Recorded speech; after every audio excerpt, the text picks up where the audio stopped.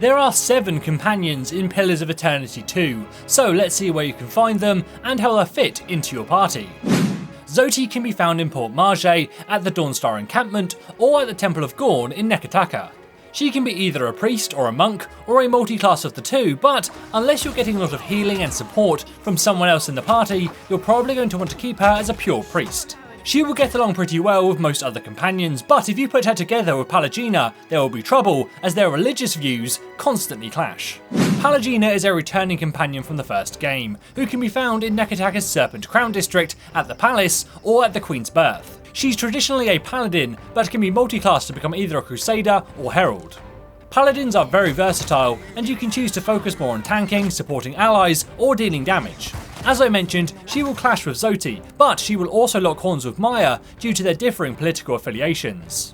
MAIA can be found in the palace in the Neketaka's Serpent Crown district, and is a ranger who can be multi-classed into either a scout or a geomancer.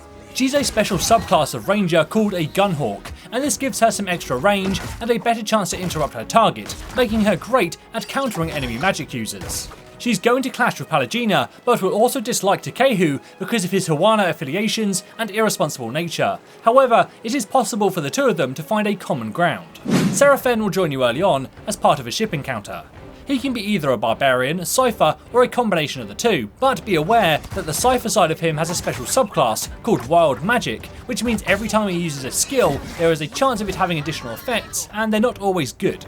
He's a light-hearted pirate whose personality traits will cause him to have ups and downs with many other companions, but for the most part it balances out and they will tend to tolerate him. OTEKEHU can be found in the Water Shapers Guild in Neketaka. He can be a druid, a chanter, or a multi-class of the two.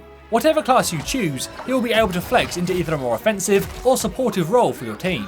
However, he will annoy ALOTH and clash often with MAIA and PALLEGINA, but it is possible for them to find a common ground. EDER is available right from the beginning of the game, aboard the Defiant. Traditionally, he's a fighter, but you could choose to make him either a rogue or a swashbuckler. He makes a great choice for your party's main tank. He can hold down his own on the front lines, and as a fighter, he's very effective at engaging multiple foes. He'll also get on pretty well with any other companions you choose, but Zoti in particular might take a special liking to him.